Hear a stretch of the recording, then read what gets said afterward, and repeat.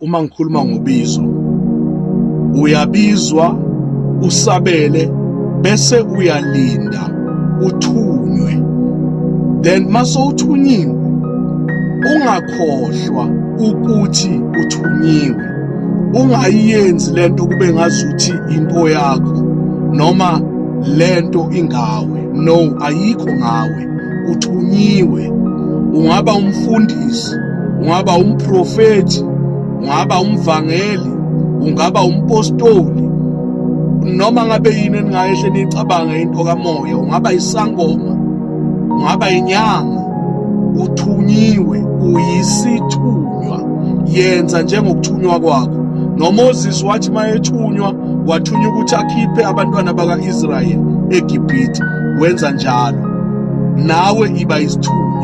Day 73 isithunywa, 1 minute every day.